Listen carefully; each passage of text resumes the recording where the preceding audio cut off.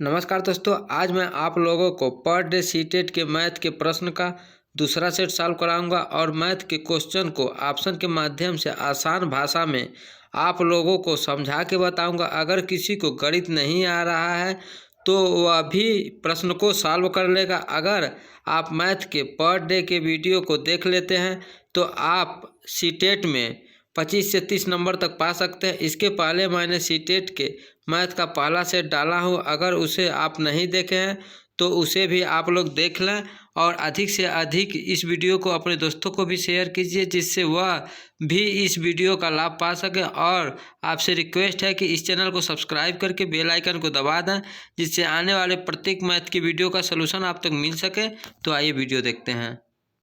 पहला क्वेश्चन देखते हैं। निर्देश दिया है, प्रश्नों के उत्तर देने के लिए सही सबसे उपयुक्त विकल्प चुनिए। एक बीकर के 3/7 भाग पानी में है। बीकर को ऊपर तक पानी से भरने के लिए 16 लीटर पानी की आवश्यकता है, तो बीकर की धारिता क्या होगी। ठीक है, कह रहा है एक कोई बीकर है, ठीक है, उसमें कह रहा है 3/7 भाग पानी से भरा हुआ है। ठीक है, अभी इतना खाली, कितना खाली, इतना खाली है। ठीक है, और कह रहा है जो अगर खाली वाले में 16 लीटर पानी और डाल दिया जाए तो बीकर क्या होगा, पूरा पूरा भर जाएगा, यानी यहाँ से यहाँ तक बीकर क्या हो जाएगा, भर जाएगा।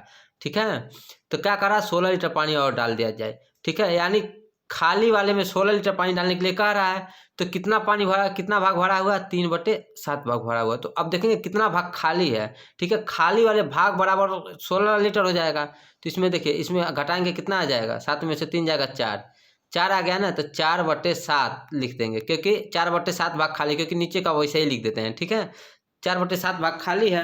अब देखिए 4/7 भाग खाली जो है हमारा, वो किसके बराबर होगा, 4/7 भाग हो जाएगा 16 लीटर के बराबर। ठीक है, अब देखिए टोटल धारिता निकालेंगे हम, तो यह क्या आ जाएगा, ऊपर जाएगा गुणा करेगा, यानी गुणा करेगा 7 हो गया, और यह नीचे आएगा भाग देगा 4, यानी 4 चौक को 16, 7 चौक को 28, यानी कितना हो जाएगा आपका 28 लीटर। ठीक है, आंसर कौन सा सही हो जाएगा, आंसर आपका सही हो जाएगा चौथा वाला, ये वाला सही हो जाएगा। ठीक, अब देखते हैं ऑप्शन के माध्यम से कैसे सॉल्व करेंगे। ठीक है, कितना भाग भरा हुआ पानी से, 3/7 भाग भरा हुआ है पानी से, यानी 3/7 पहले में ऑप्शन में पूरा करेंगे। ठीक है, 3/7 का देखिए 7 दूना 14, 2 बार में जाएगा। ठीक है, 3 दूना 6, यानी कह रहा 6 भाग भरा हुआ है, तो हमें 16 भाग तो खाली भी तो होना चाहिए। तो देखिए 14 में से 6 घटाएंगे तो 16 आएगा, नहीं आएगा, क्योंकि ये 8 आ जा रहा, क्योंकि हमारा 16 आना चाहिए, यानी पहला ऑप्शन तो नहीं होगा, पहला ऑप्शन क्या हो गया, गलत हो गया। अब इसमें देखिए 3/7 का भाग देंगे, 3/7 का गुणा करेंगे तो 7 का, इसमें देखिए इसमें भाग देंगे 50 में, तो जाएगा, नहीं जाएगा। ठीक है, यानी ये ऑप्शन नहीं होगा। देखिए इसमें भी गुणा करेंगे 3/7 से, ठीक है, 7 से भाग जाएगा 100 में, नहीं जाएगा, यानी ये भी ऑप्शन नहीं होगा। अब देखिए इसमें जा रहा है, ठीक है, 28 वाले में, तो इसको यहाँ भी करेंगे 3/7 और 7 चौक को 28, 4।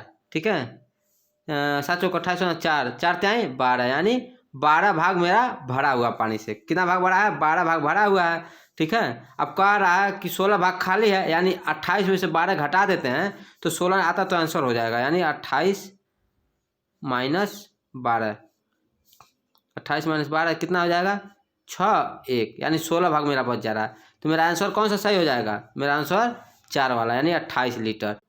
नेक्स्ट देखते हैं, निम्नलिखित संख्याओं में कौन सी संख्याएं अवरोही क्रम को निरूपित करती है। ठीक है, अवरोही क्रम में से बड़े से छोटे यानी घटते क्रम में। इसके पहले सीटेट का पेपर मैंने कल सॉल्व कराया है, उसमें आरोही पूछा है, यानी उसमें छोटे से बड़े यानी बढ़ते क्रम में होगा। ठीक है, तो इसमें अवरोही पूछा है। देखते हैं, पहला देखते हैं, 3.05 दिया है, 3.005 दिया है, 3.50 दिया है। ठीक है, यानी यह इससे दोनों से बड़ा है। ठीक है, इसको हमें पहले होना चाहिए, यानी ये आंसर नहीं होगा मेरा। दूसरा देखते हैं, दूसरा दिया है 30.5, हाँ ये तो ठीक है। फिर 3.5 दिया है, ये भी ठीक है, इससे छोटा है और छोटा होता चला जाएगा। एक और 3.055, इससे भी छोटा, ये भी ठीक है। 3.05, ये भी ठीक है। 3.005, ये भी ठीक है। 0.355, यानी ये भी ठीक है, यानी मेरा कौन सा आंसर सही हो जाएगा, आंसर मेरा सही हो जाएगा दूसरा। नेक्स्ट देखते हैं, एक दुकानदार ने 5.3 किलोग्राम बादाम, 2100 ग्राम किशमिश और 2.2 किलोग्राम काजू को मिला दिया। इस मिश्रण के बराबर बराबर 2 दर्जन पैकेटों में बना दिए। ठीक है, तो प्रत्येक पैकेट का भार क्या होगा? ठीक है, क्योंकि ये ग्राम में दिया है, हमको सबको क्या करेंगे, हम ग्राम में चेंज करेंगे। ठीक है, क्या पहले दिया 5.3 किलोग्राम। 5.3 किलोग्राम, हम जानते हैं 1 किलोग्राम में कितने ग्राम होते हैं, यानी 1000 ग्राम होते हैं। ठीक है, ये सभी लोग जानते हैं। तब 5 किलो में 5000 ग्राम और 3 है तो ये 300 ग्राम हो जाएगा, यानी 5300 ग्राम हो जाएगा। ठीक है, या 2100 ग्राम दिया ही है, 2100 ग्राम दिया ही है। अब यह है 2.2, यानी 2 किलो का कितना 2000 आया, यानी 200 यानी 2200 ग्राम हो जाएगा, यानी टोटल ग्राम में इतने हो गए। अब इसको जोड़ दीजिए, 0 0 3 1 4 4 2 6 हो गया। अब देखिए 5 4 9 यानी 9600 ग्राम हो गया टोटल। अब ये कह रहा है बराबर बराबर 2 दर्जन पैकेट बना दिए। 2 दर्जन, 1 दर्जन में कितने होते हैं? 1 दर्जन में 12 होते हैं, तो 2 दर्जन में कितने हो जाएंगे? 24 हो जाएंगे, 12 दूनी 24 हो जाएंगे, यानी मेरा आया है 96 ग्राम, 9600 ग्राम आया। ठीक है, अब इसमें क्या करेंगे, 24 से भाग दे दीजिए, पैकेट का संख्या निकल जाएगा, यानी 24 से कितने बार में जाएगा? 4 बार में जाएगा। ठीक है, 4 बार में जाएगा, और 00 बचा ही है, यानी 400, यानी कितना हो जाएगा? 400 ग्राम का मेरा एक पैकेट बनेगा। आंसर हो जाएगा 2, यानी 400 ग्राम। नेक्स्ट देखिए, मैं कौन सी संख्या हूँ? मैं 2 अंकों की सम संख्या हूँ। मैं 3 4 6 का सार्वगुणज हूँ। मेरे कुल 9 गुणनखंड है। ठीक है, इतना चीज कहा है, उसका आंसर कह रहा है कि क्या होगा। कह रहा मैं कौन सी संख्या हूँ, यानी 48 हूँ, 56 हूँ, 24 हूँ, 36 हूँ। ठीक है, तो पहले क्या कह रहा है, मैं 2 अंकों की सम संख्या हूँ, यानी 2 अंकों की सम संख्या तो सभी हैं, 2 अंक सभी हैं और सम संख्या भी हैं, 2 से डिवाइड हो जा रहा है। कह रहा मैं 3 4 और 6 का सार्वगुणज हूँ। 3 4 6 का सार्वगुणज, यानी 3 4 6 का लघुत्तम निकाल लेंगे हम, यानी 3 4 6 का लघुत्तम 12 होगा। ठीक है, वैसे दिखा देना आपको, 2 से करेंगे, 3 तो वैसे उतर जाएगा, नहीं कटेगा, 4 2 दूना 4 2 3 6। ठीक है, अब देखिए फिर किससे करेंगे, 2 से, 3 तो वैसे ही उतर जाएगा। ठीक है, 1 तो 1 नंबर 1 3, अब फिर 3 से काटेंगे, पूरा पूरा कट जाएगा। ठीक है, 1 1 1। ठीक है, यानी कितना हुआ, 2 गुणे 2 गुणे 3, यानी कितना हो जाए, 2 दूना 4 3 12। ठीक है, 12 हो गया ना। अब देखिए कह रहा है एक सार्वगुणज हो, 12 का सार्वगुणज हो, यानी सब में 12 का भाग देंगे। 12 चौको 48, इसमें भी चला जा रहा है, 12 चौको 48, 12 25 60, यानी यह इसमें नहीं जाएगा, ये तो वैसे ही नहीं ऑप्शन होगा। 12 दूनी 24, इसमें भी चला जा रहा है, 12 3 36, इसमें भी चला जा रहा है, यानी अभी 3 ऑप्शन मेरा सही हो रहा है। अब तीसरा को कहीं लेंगे, कह रहा मेरे कुल 9 गुणनखंड है। कह रहा मेरे कुल 9 गुणनखंड है, यानी 9 गुणनखंड, तो जाहिर सी बात है ये 9 से भी डिवाइड कोई जाएगा, जो जिससे जाएगा वही होगा, यानी 9 5 45, 9 6 54 होता है, यानी यह नहीं जाएगा, ये भी नहीं होगा। 9 दूना 18, 9 3 27, यानी ये भी नहीं जा रहा, नहीं आ रहा। 9 चौको 36, यानी यही जा रहा है, 4 बार में जा रहा है 36। ठीक है, तो आंसर मेरा क्या हो जाएगा, आंसर हो जाएगा 4, यानी 36। नेक्स्ट देखते हैं, आशा घर के खर्च में से कुछ रकम बचाकर एक मोबाइल फ़ोन खरीदना चाहती है। प्रत्येक सप्ताह वह सोमवार को 50 रुपया, बुधवार को 100 रुपया और शुक्रवार को 80 रुपया बचाती है, तथा रविवार को इनमें से 60 रुपया खर्चा कर देती है। उसे 5950 रुपये का मोबाइल फ़ोन खरीदने के लिए कितने सप्ताह बचत करनी होगी। ठीक है, पहले देखिए कितने कितने बचा रही है, यानी सोमवार को बचा रही है 50 रुपये, यानी 50 रुपये, फिर बुधवार को बचा रही है 100 रुपया प्लस 100 करिए, और कितना बचा रही है, शुक्रवार को बचा रही है 80 रुपया। ठीक है, और टोटल कितना हो रहा है, टोटल हो जाएगा 150 यानी कितना हो जाएगा 230 रुपया, यानी 230 रुपया बचा रही है। कह रही है रविवार को उसमें से 60 रुपया खर्चा कर दे रही है, यानी इसमें से 60 रुपया क्या कर दे रही है, रविवार को खर्चा कर दे रही है, तो कितना हो जाएगा 170 रुपया, यानी पर सप्ताह, एक सप्ताह में 170 रुपया क्या करती है, वो बचाती है, यानी 170 रुपया बचा रही है। कह रही है 5950 रुपये का मोबाइल खरीदने के लिए उसे कितने सप्ताह लगेगा, यानी 5950 में 170 का भाग दे देंगे तो आंसर आ जाएगा, यानी 5950, 170 का भाग दे दीजिए, कितने सप्ताह है, आ जाएगा, 0 0 कट जाएगा, यानी 17 तियाँ 51, यानी 3 बार में जाएगा, बचा 8, यानी 5 85, 17 5 85। ठीक है, 17 5 85, यानी 5 होगा, 17 5 85, यानी 35, यानी 35 सप्ताह में वो 5950 रुपये जुटा लेगी। यानी आंसर कौन सा सही हो जाएगा, आंसर 2 यानी 35।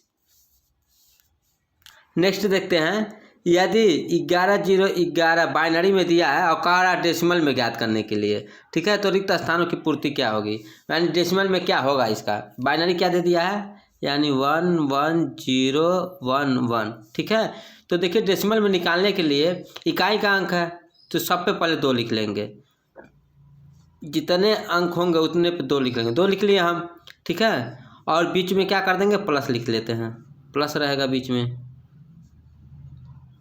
अब क्या करते हैं, पहले 0 से स्टार्ट, इस पर 0 घात रहेगा, इस पे 1 रहेगा, इस पे 2 रहेगा, इस पे 3 रहेगा, इस पे 4 रहेगा, ठीक है। तो देखिए 0 किसी अंक पे 0 घात रहता तो उसका मान 1 हो जाता है, 1 हो जाएगा।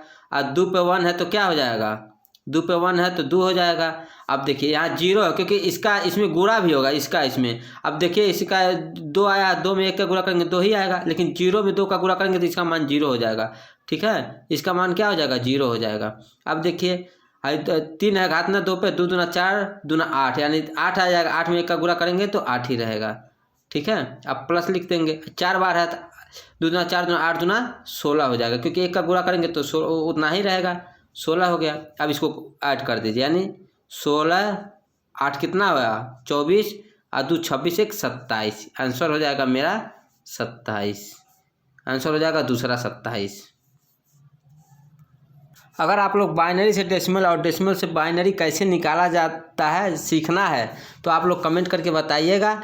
मैं एक वीडियो उसका 5 मिनट का बता देंगे, 5 मिनट में बाइनरी से डेसिमल और डेसिमल से बाइनरी निकालने के लिए आप लोग अच्छे से समझ जाएंगे, कभी नहीं गलत करेंगे, क्योंकि कभी कभी कंपटीशन में पूछ लेता है, ठीक है। नेक्स्ट देखते हैं, एक वर्ग की भुजा 10 सेंटीमीटर है, यदि वर्ग की भुजा दुगुनी कर दी जाए तो नया परिमाप की कितने गुना हो जाएगा, ठीक है। तो कह रहा है मान लीजिए एक वर्ग की भुजा है, यानी a बराबर 10 है, कह रहा है इसको दुगुनी कर दिया जाए, यानी मान लीजिए दूसरा b बराबर दुगुनी करने के अलग से कह रहा है, इसका दुगुनी कर दिया जाए तो कितना हो जाएगा, यानी 10 दूना 20 होगा ना, डायरेक्ट लिख रहा है 20 हो गया, ठीक है।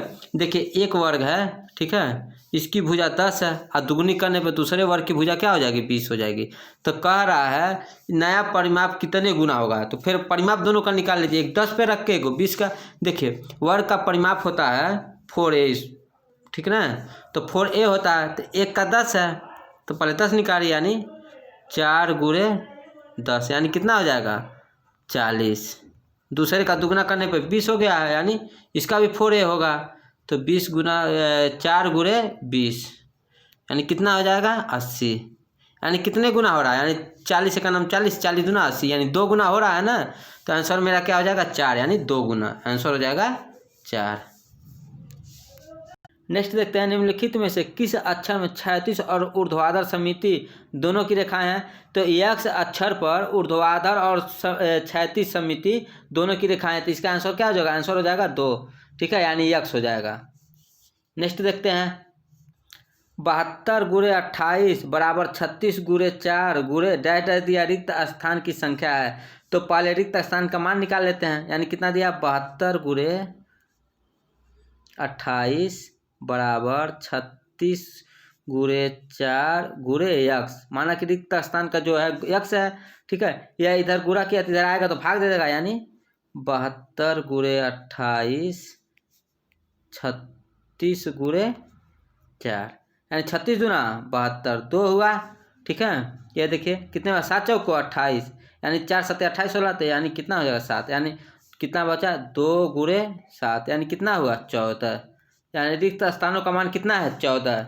अब इसी पे देख के लेंगे कि क्या कह रहा है क्वेश्चन, ठीक है। 14 है, 7 का गुणज है, देखिए यह 14 7 का गुणज है जी, 7 में भाग देंगे तो चला जाएगा, देखिए 7 दूना 14 जी है। अब फिर कह रहा है एक अभाज्य संख्या है, नहीं गलत है, यह एक अभाज्य संख्या नहीं है, ठीक है, 10 से कम है, ठीक है, 10 से कम है, यह भी गलत है, 10 से कम नहीं है, यह एक सम संख्या, हाँ एक सम संख्या है, यानी ये भी सही है, ठीक है, पहला सही था, डी सही था। अब कह रहा पांचवा ई कह रहा है 56 का गुणनखंड है, 56 का गुणनखंड है, देखिए 14 से गुणा करिए 56 आ रहा है, 14 2 14 28 14 42 14 चौको 56, यानी 4 बार में आ रहा है, यानी गुणनखंड है, यानी ये भी सही है। यानी कौन सा सही है, ए डी, ए तो नहीं होगा सी, ए डी ई, यानी किसमें ADE है, यानी तीसरे वाले में ADE आंसर हो जाएगा तीसरा। नेक्स्ट देखते हैं, कक्षा 3 में चतुर्थांश 1/4 की संकल्पना समझाने के लिए अध्यापक को कौन से उचित अनुक्रम का अनुसरण करने की आवश्यकता है। ठीक है, कि कौन पहले पाया, कौन दूसरे, कौन तीसरे पे, इस तरह से कह रहा है। ठीक है, पहला दिया है चतुर्थांश के प्रतीक को श्यामपट्ट पर लिखना। दूसरा दिया बी वाला ठोस पदार्थ लेकर उसे चतुर्थांश में बांटना। सी वाला दिया चतुर्थांश को प्रदर्शित करने वाले चित्र दिखाना। ठीक है, तो देखिए इसका हो जाएगा, पहले बी होगा। ठीक है, यानी ठोस पदार्थ लेकर उसे चतुर्थांशों में बांटना, उसके पर से सी होगा। चतुर्थांश को प्रदर्शित करने वाले चित्र दिखाना, उसके पर से ए होगा, यानी चतुर्थांश के प्रतीक को श्यामपट्ट पर लिखना, यानी BCA यानी तीसरा आंसर हो जाएगा सही, आंसर हो जाएगा तीसरा सही। नेक्स्ट देखते हैं, कक्षा 3 के छात्र ने 16 × 25 का गुणनखंड इस प्रकार किया। 16 × 25 बराबर 8 × 2 × 5 × 5 बराबर 8 × 5 × 2 × 5 बराबर 40 × 10 बराबर 400, यानी सबका 400 ही आएगा। इस प्रश्नों को हल करने के लिए छात्र ने गुणन के किस नियम का प्रयोग किया। ठीक है, तो देखिए यह साहचर्य नियम का प्रयोग किया, आंसर 2 हो जाएगा। देखिए कैसे होता है, मान लीजिए दिया है, एक एग्जाम्पल बता रहे हैं, 6 × 4 × 2 बराबर 6 × 4 × 2। ठीक है, तो एक बार यहाँ कोष्टक लगा देते हैं, एक बार यहाँ, यानी मान सबका सेम आएगा। ठीक है, लेकिन पहले इसको गुणा करेंगे, फिर इसको गुणा करेंगे, फिर इसको गुणा करेंगे, तब इसमें इसको गुणा करेंगे। ठीक है, तो यह किस नियम के प्रति होता है, यानी साहचर्य नियम के अनुसार ही सॉल्व किया जाता है। ठीक है, यानी साहचर्य नियम है यह। नेक्स्ट देखते हैं, समावेशी विद्यालय में आप अपनी कक्षा के दृष्टिबाधित छात्रों की आवश्यकता को कैसे पूरा करेंगे। ठीक है, पहला दिया उन्हें उचित उपलब्धि वाले छात्र के साथ बैठाकर, नहीं ये तो नहीं होगा। दूसरा दिया शिक्षण अधिगम की वैकल्पिक प्रणालियों और साधनों का प्रयोग कर, यही आंसर सही हो जाएगा। ठीक है, यदि कक्षा में दृष्टिबाधित छात्र हैं तो उनकी आवश्यकता को पूरा करने के लिए उन्हें शिक्षण अधिगम की वैकल्पिक प्रणालियों और साधनों का प्रयोग करना चाहिए। चूँकि समावेशी का अर्थ होता है विशिष्ट छात्रों के साथ समान कक्षा में ही पढ़ना। ठीक है, विशिष्ट छात्रों के साथ समान कक्षा में ही पढ़ना, उनको समान छात्रों के साथ विशेष सेवा प्रदान करना, जैसे विद्यालय की गतिविधियों में शामिल करना, जिससे असमर्थ छात्र को आपको पृथक न समझकर विद्यालय का भाग ही समझे। नेक्स्ट देखते हैं, निम्नलिखित में से कौन सा गणितीय प्रक्रम नहीं है। तो देखिए पक्षांतर, मानस दर्शन, कंठस्थ करना और आकलन करना। देखिए कंठस्थ करना जो है गणितीय प्रक्रम नहीं है। ठीक है, ये पक्षांतर, मानस दर्शन और आकलन, ये तीनों जो है गणितीय परिक्रम है। ठीक है, लेकिन कंठस्थ करना गणितीय प्रक्रम नहीं है। नेक्स्ट देखते हैं, निम्नलिखित में से क्या प्रारंभिक संख्या संकल्पना से संबंधित नहीं है। तो इसमें देखिए वर्गीकरण दिया है, वर्ग, समावेश दिया, संरक्षण दिया, मापन, यानी मापन जो है प्रारंभिक संख्या का संकल्पना से संबंधित नहीं है। वर्गीकरण, वर्ग, समावेश और संरक्षण जो है ये प्रारंभिक संकल्पना से संबंधित है। ठीक है, लेकिन जो नहीं है वो मापन हो जाएगा। आंसर क्या हो जाएगा, आंसर हो जाएगा 4। नेक्स्ट देखते हैं, संख्यांक और संख्या के विषय में निम्नलिखित में से कौन से कथन सही है। ए दिया है संख्यांक एक प्रतीक है जिसे संख्या को प्रदर्शित करने के लिए प्रयोग किया जाता है, ये सही है। ठीक है, बी देखते हैं फिर क्या कह रहा है, एक संख्या को विभिन्न संख्याओं द्वारा प्रदर्शित किया जा सकता है, ये भी सही है, यानी ए और बी दोनों सही है। अब इसमें देखते हैं, पहला कह रहा है ए और बी दोनों अशुद्ध है, यानी दोनों गलत है, ये तो पहला गलत हो गया। दूसरा देखिए ए शुद्ध है और बी अशुद्ध है, ये भी गलत है। दूसरा दिया बी शुद्ध है, ए अशुद्ध है, ये भी गलत है। तीसरा ए और बी दोनों ही शुद्ध है, यानी दोनों मेरा शुद्ध हो गया, यानी आंसर हो जाएगा मेरा चौथा। नेक्स्ट देखते हैं, योग पर निम्नलिखित शाब्दिक समस्याओं को पढ़िए।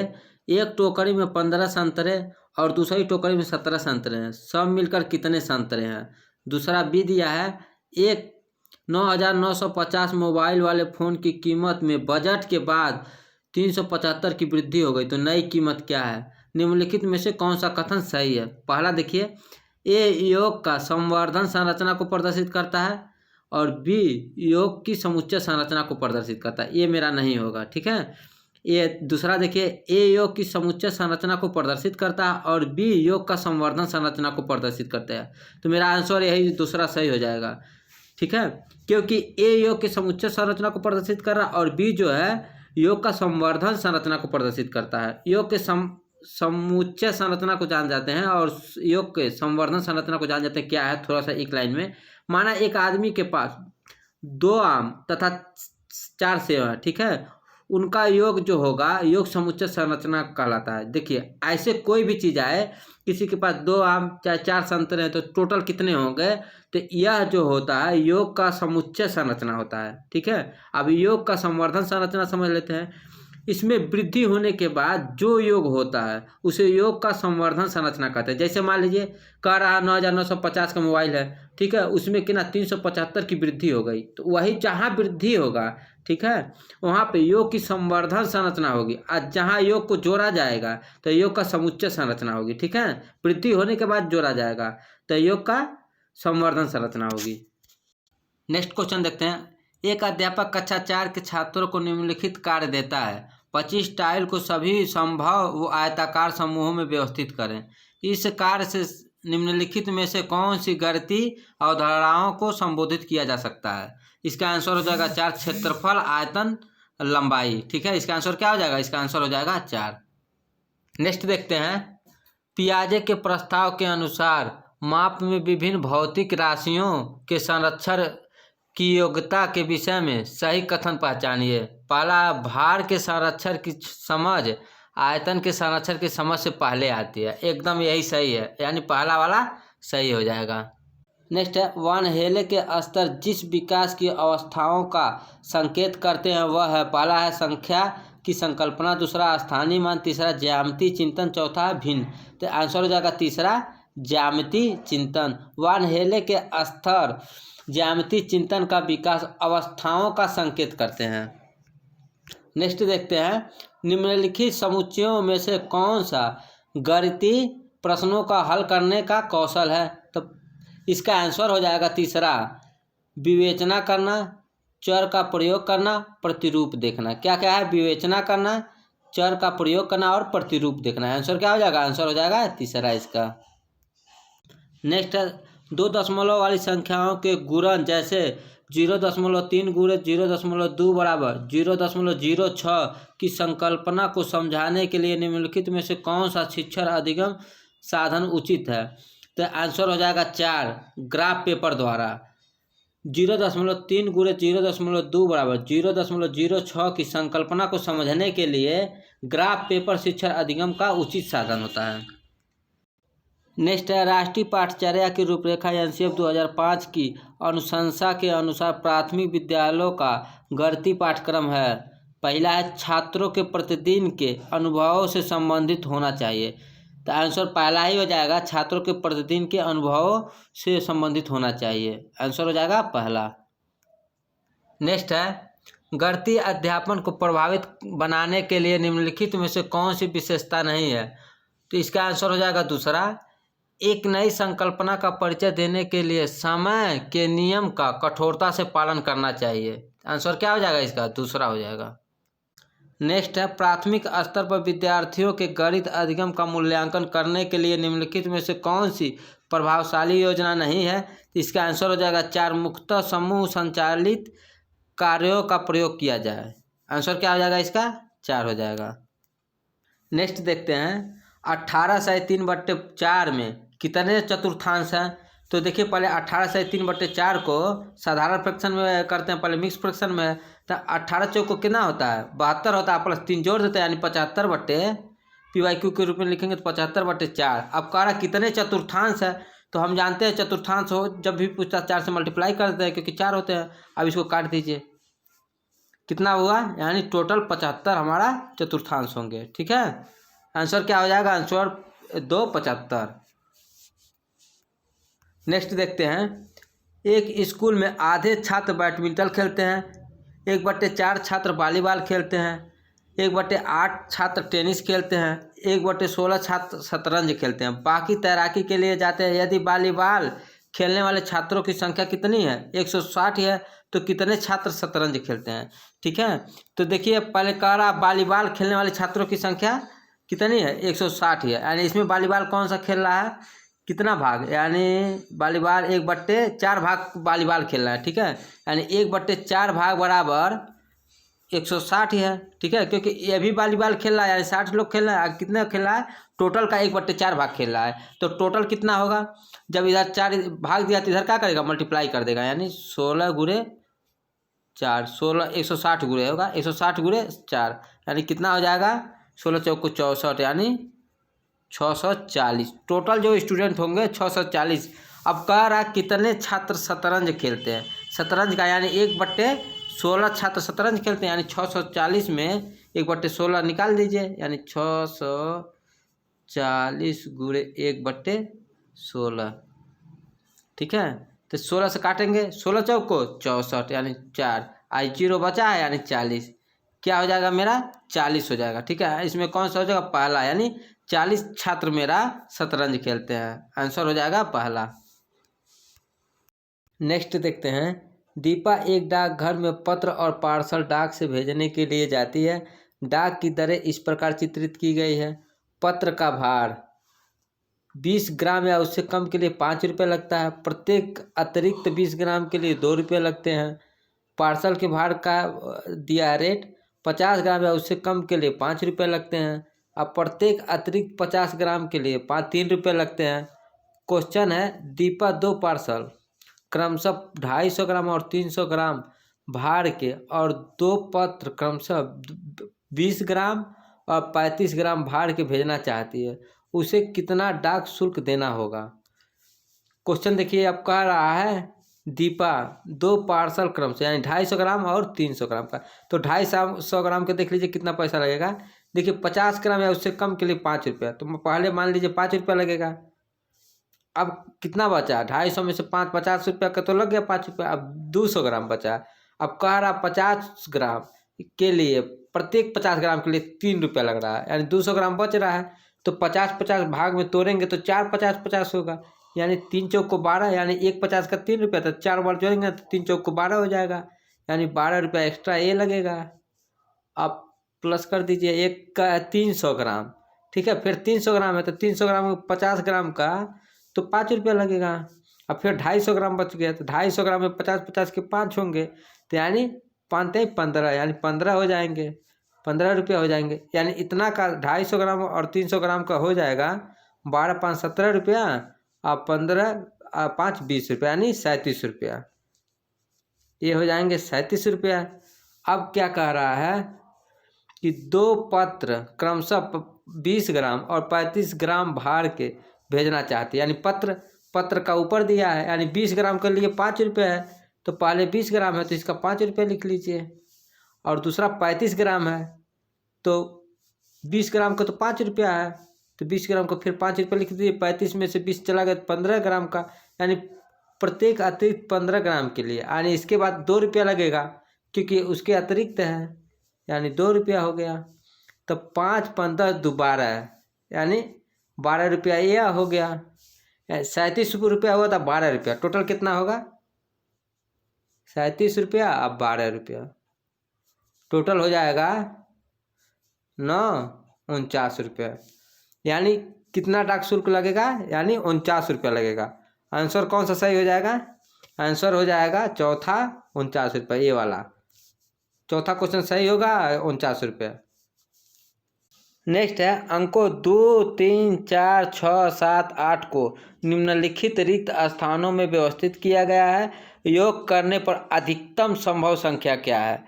क्या कह रहा? अधिकतम। देखिए अधिकतम न्यूनतम देखेंगे, कभी कल न्यूनतम का था, कभी कल अधिकतम का रहा, तो कह रहा अधिकतम संभव संख्या क्या होगी। ठीक है, तो इस तरह के क्वेश्चन रहेगा। तो पहले देखिए क्या दिया, 2, 3, 4, 6, 7, 8, तो अधिकतम कहेगा तो पहले बड़े से लिखेंगे, यानी 8, 7, 6, 4, 3, 2, इसी तरह से लिखेंगे।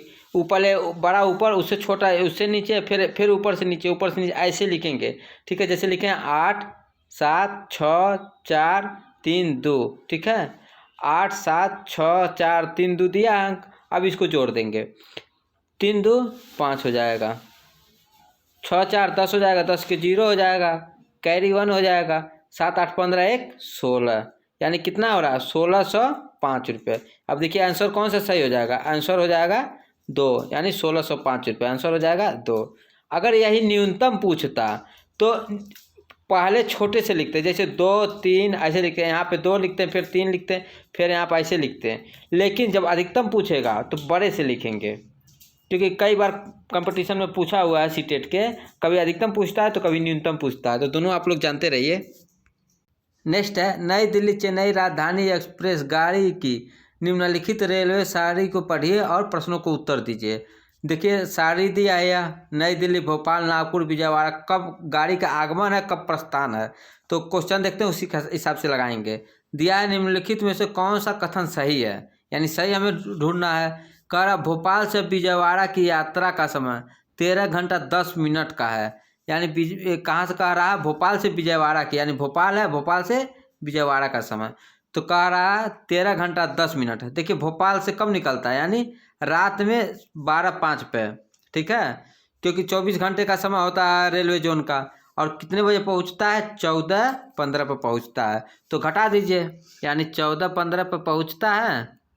अब 0.05 घटा दीजिए, कितना हो जाएगा, यानी 5 मिनट घटा देंगे तो कितना हो जाएगा, यानी 15 मिनट 5 मिनट घटाएंगे तो कितना हो जाएगा 10 मिनट हो जाएगा। ये 14 रहेगा ही अपना, तो यानी यह 13 घंटा 10 मिनट दिया, आ रहा है क्या 14 घंटा 10 मिनट हो रहा है, यानी पहला ऑप्शन नहीं होगा। अब दूसरा देख लेते हैं, नागपुर से चेन्नई की यात्रा की समय 15 घंटे 10 मिनट का है। अब कह रहा नागपुर से चेन्नई की यात्रा, यानी नागपुर से चेन्नई की यात्रा जो है 15 घंटा 10 मिनट है। देखिए यानी प्रस्थान जहाँ से होता है वहीं से लेंगे, प्रस्थान यहाँ है, आगमन यहाँ है, आगमन पहुँचेगा, यानी प्रस्थान में से जाना, आगमन में जो होता है पहुँचना, यानी आना, आने के बाद पहुँचता है जो।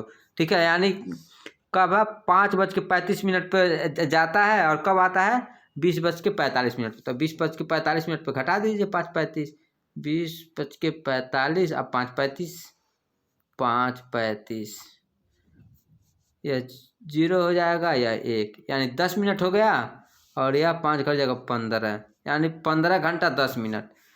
कितना दिया 15 घंटा 10 मिनट, यानी आंसर कौन सा सही हो जाएगा मेरा, आंसर मेरा सही हो जाएगा दूसरा, नागपुर से चेन्नई की यात्रा की समय 15 घंटा 10 मिनट का है।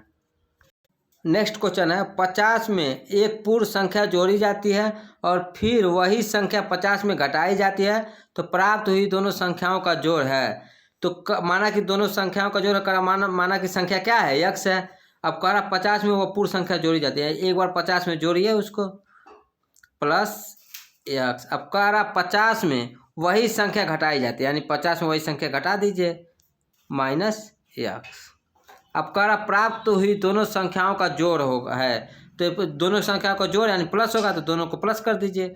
अब देखिए 50 इसमें, अब 50 इसमें, 50 50 क्या हो जाएगा 100 हो जाएगा। और देखिए x प्लस में है, x माइनस में है, तो दोनों कट जाएगा। ठीक है, कितना आ गया 100। अब ऑप्शन में देखेंगे किस में 100 है, यानी चौथे में 100 है, तो आंसर क्या हो जाएगा चौथे का 100। अगर यह वीडियो पसंद आया है तो इस चैनल को लाइक शेयर सब्सक्राइब जरूर करें। धन्यवाद।